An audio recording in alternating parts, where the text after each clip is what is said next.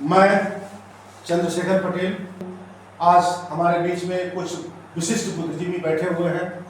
ये हमारे हाथ में जो यादव शक्ति पत्रिका है, इसके संपादक श्री राजवीर सिंह यादव जी बैठे हुए हैं। मैं पूछना चाहूँगा सर, कितनी प्रतियां आप छापते हैं? इसकी 25,000 प्रतियां प्रकाशित होती हैं और भारत के 26 प्रांतों में जाती हैं। और कब से शुरू किया सर?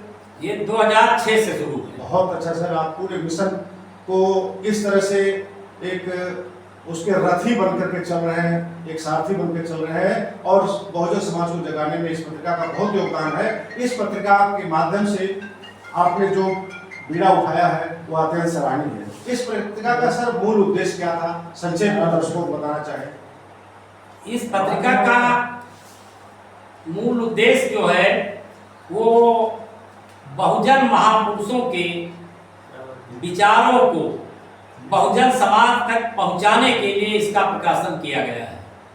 कि अभी तक हमारे लोग महापुरुषों को तो जानते हैं, तो मूर्ति पर तो माला चढ़ा देते हैं, लेकिन विचारों पर उनके ताला लगा हुआ है। इसलिए मूर्ति पर माला और विचारों पर ताला।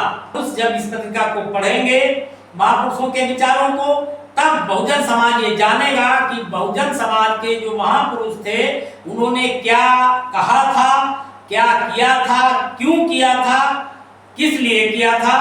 उनके कृतित्व को बहुजन समाज के व्यक्तियों को जनाने के लिए ये बहुजन महापुरुषों के विचारों को जो है इसमें प्रकाशित किया जाता है, जिससे कि बहुजन समाज के लोग महापुरुषों के वास्तविक कृत्य को जान सकें। इस पत्रिका को मैं भी पढ़ता हूँ सर, इसमें कुछ सामयिक लेख भी निकलते हैं, ये भी आपके काबिल तारीफ है सर कि महापुरुषों के योगदान को बताते हैं और कुछ सामयिक चर्चा भी इसमें रहती है। बहुत बहुत धन्यवाद सर। और मैं ये चाहूँगा कि आप दर्शकों को ये भी बता दें कि जो हमें यानी कि बहुजन का तात्पर्य जैसे आज के विशाल वर्ग से है, जो ओबीसी SC ST का समेकित रूप आज की दृष्टि में भारत के अंदर है, वो आपका तात्पर्य क्या उसी बहुजन से है?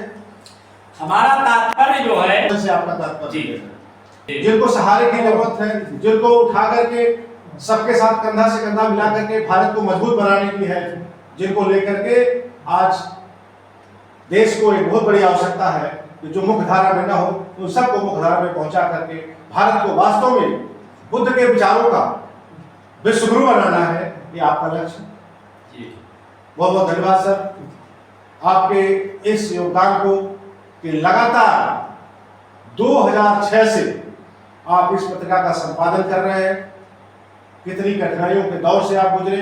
पत्रिका के ऊपर 18 FIR दर्ज हुई, 14, 15 और 16 3 वर्ष में 18 FIR दर्ज हुई। और उस FIR जब दर्ज हुई तो हमें उनका जवाब देने के लिए सर्विस से रिजाइन करना पड़ा 2017 में। और हमने डट करके उन जो FIR हुई थी उनका जवाब दिया और जवाब दे करके आज कोई भी मुकदमा जो है वो नहीं चल रहा है। सारे मुकदमे कोर्ट ने निरस्त कर दिए।